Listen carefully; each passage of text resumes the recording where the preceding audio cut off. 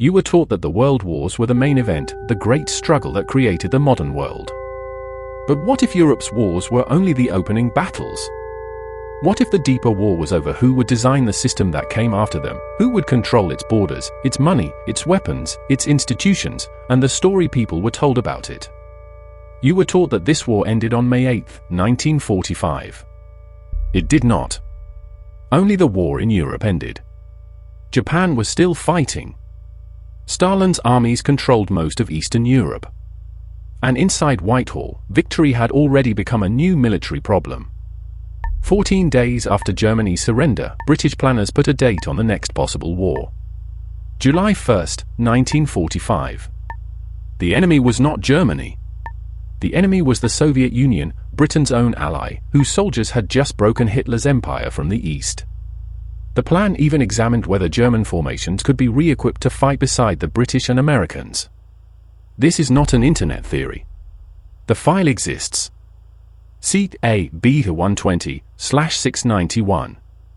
Its name sounds like a warning written by the men who prepared it. Operation Unthinkable. And if you understand why it was written, why it could not be executed, and why Britain still needed it, you understand more than one abandoned war plan. You understand the exact moment the Second World War began changing into the Cold War. But first, erase one childish idea from your mind. Countries do not have permanent friends. They have permanent geography, recurring fears, and temporary alignments of interest. Britain and the Soviet Union did not become allies because Churchill trusted Stalin. They became allies because Hitler invaded the Soviet Union in June 1941. The common enemy created the alliance. When the common enemy disappeared, the contradictions returned. Chanakya would have recognized the structure immediately. In the mandala of states, today's ally may be the power you need against today's enemy. That does not erase tomorrow's rivalry. It only postpones it. This is the first rule of the board. Never confuse alignment with affection. Now look at Europe in the spring of 1945. The Red Army had not merely defeated Germany. It had physically occupied the political future of Eastern Europe. Soviet forces stood across Poland, Hungary, Romania, Bulgaria, Czechoslovakia, Eastern Germany, and the Balkans. That map mattered more than any speech. At Yalta in February 1945, Roosevelt, Churchill, and Stalin had discussed liberated Europe and the future of Poland. The language pointed toward a broader Polish government and free elections. But agreements are interpreted through power. Stalin saw Poland as strategic depth. Russia had been invaded repeatedly across the European plain, by Napoleon, by Imperial Germany, and then by Hitler. To Moscow, a friendly Poland was not a diplomatic luxury. It was a buffer paid for in blood. Britain saw something else. Britain had entered the European War in 1939 after Germany invaded Poland. 6 years later, Germany was defeated, but the Polish government in exile, based in London, was being displaced by a Soviet-backed political order in Warsaw. This was Churchill's strategic and moral nightmare. Britain had won the war it declared for Poland, yet Britain could no longer determine Poland's future. Why? Because moral claims do not move divisions. Divisions move borders. Roosevelt died on April 12, 1945. Harry Truman entered the White House with limited experience of the private bargains and tensions that had held the alliance together. Germany surrendered on May 8.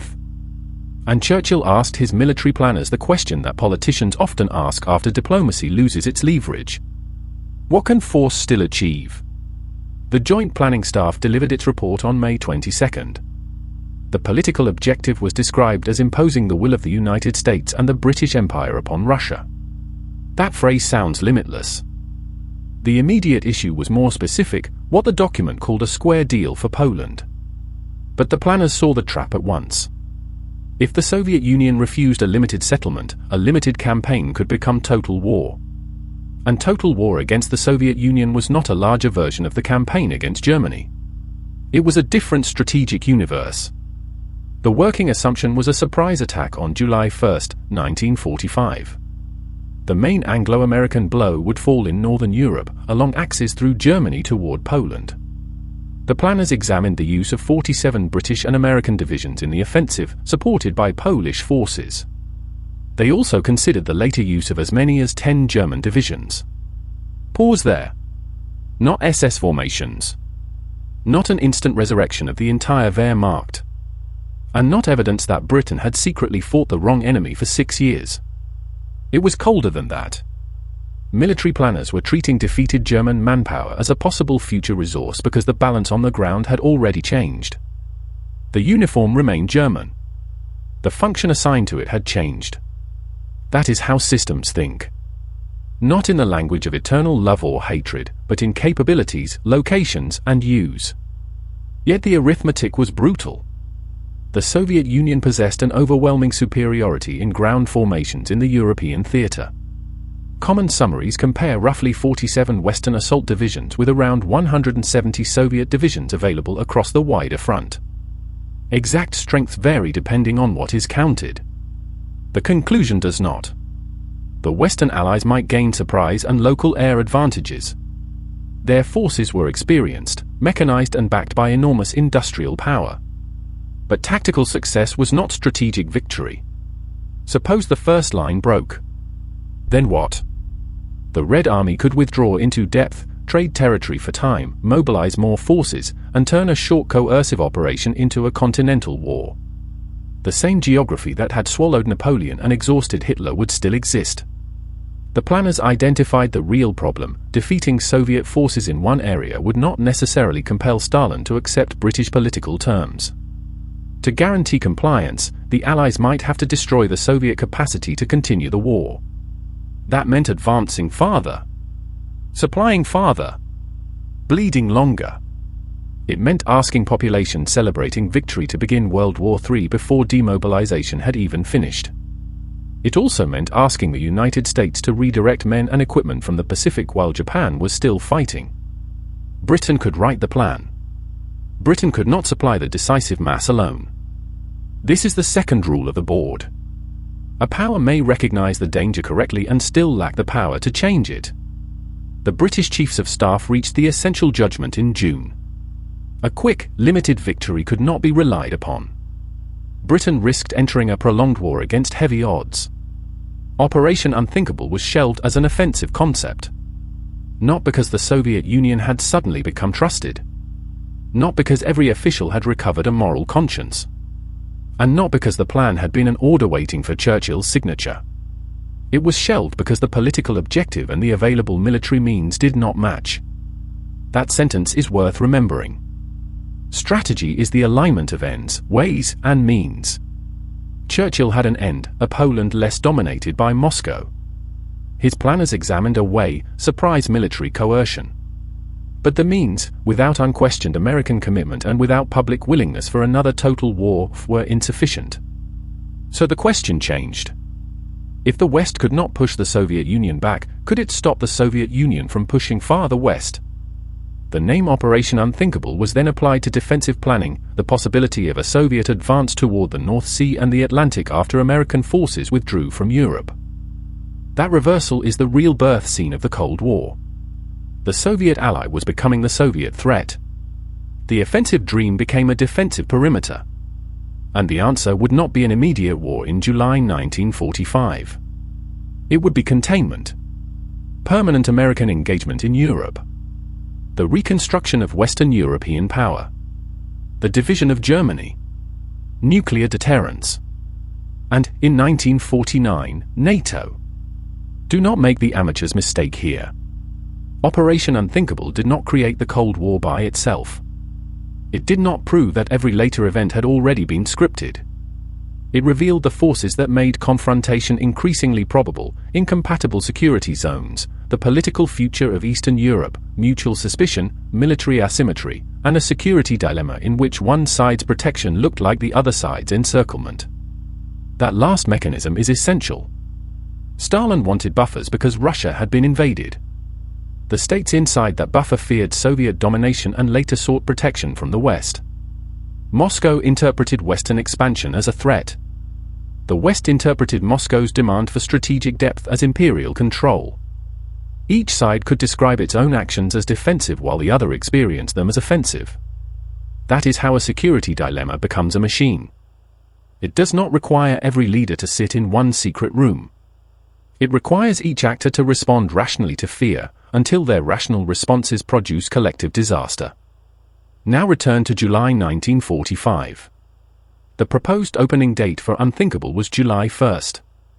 Britain held its general election on July 5th. The Potsdam Conference opened on July 17th. During that conference, election results removed Churchill and replaced him with Clement Attlee. On July 16th, one day before Potsdam began, the United States successfully tested the first atomic bomb. In 11 weeks and 2 days, Germany surrendered, Britain examined war with its Soviet ally, Churchill lost office, and nuclear weapons entered international politics. That is not a peaceful transition. That is the operating system of world power changing while the public still watch the victory parade. And here is the deepest lesson. The importance of Operation Unthinkable is not that the plan happened. It is that serious states plan for futures they publicly say they are trying to prevent. A contingency plan is not proof of intent. But it is evidence of fear. It tells you what a government believed could become possible, what it valued, what it lacked, and where its diplomacy might end. The document therefore gives us 5 conclusions. First, alliances are conditional. The collapse of a common enemy can expose rivalry almost immediately. Second, geography survives ideology. Poland remained a corridor, a buffer, and a strategic hinge regardless of which flags flew above it. Third, battlefield occupation creates negotiating power. The Red Army's position in 1945 shaped Eastern Europe's future more decisively than Western declarations did. Fourth, military superiority does not automatically produce usable political power. Britain possessed global reach but lacked the independent mass for a continental war against the Soviet Union. Fifth, the Cold War was not simply capitalism versus communism. It was also a struggle over buffers, access, industrial centers, alliance systems, nuclear risk, and the architecture of European security. Once you see those 5 layers, the world stops looking like a sequence of disconnected headlines. It becomes a board. But do not misunderstand the board. There is no single hand moving every piece. The deeper mechanism is more dangerous than a single hidden villain. Leaders change. Ideologies change. Institutions change names. Geography remains. Fear reproduces itself. Power fills vacuums. And systems reward the actors who prepare before the public understands that the game has changed. That is the kernel. Not the headline. The logic beneath the headline. In this series, we will not ask you to believe in a grand theory. We will open the files. Map the interests. Count the capabilities. Separate public morality from strategic necessity. And test every claim against what states actually did. Because the purpose of geopolitics is not to predict every move. It is to understand why some moves keep returning. Operation Unthinkable remained secret for decades. Its value today is not that it exposes a war that occurred. Its value is that it teaches you how to read the wars that did, and the wars that may still be sitting inside a classified file. So when the world tells you that one era has ended and a new order has begun, remember May 1945. Do not only watch the celebration. Ask what the planners are typing 14 days later. Code hippies. Do not follow the move. Learn the logic that made the move possible.